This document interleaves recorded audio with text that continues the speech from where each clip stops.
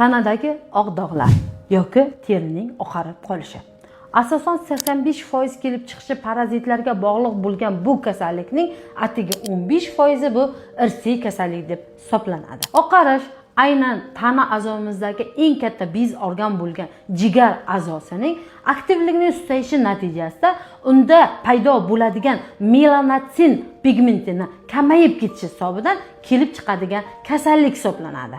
Jigarni aynan buyrak usti bezi boshqaradi. Buyrak usti bezini esa qalqonsimon bez boshqaradi. Qalqonsimon bezimizda gipofiz boshqaradi. Gipofizni esa aynan bizni bosh miyamizda turgan gipotalamus boshqaradi. Buni nima uchun aytib beraman? Chunki har bir kasallik tizimlashgan organlarning muvozanatini buzilishidan kelib chiqadi.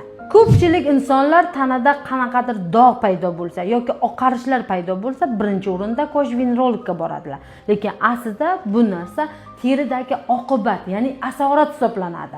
Sababi aynan men aytib o'tgan tizimda muvozanat buzilganligi sababli eng oxirida terimizda har xil oq dog'lar yoki bo'lmasa pigmentatsiyaning kuchayishi, qorayishlar natijasida bizning ko'zimizga ko'rinadi. Aynan oqarish kasalligi, ya'ni qo'polroq aytganda pis kasalligi, fan tilida esa vitiligo deb aytiladigan bu kasallikni davolash mexanizmi borib aynan parazitlarga borib taqaladi.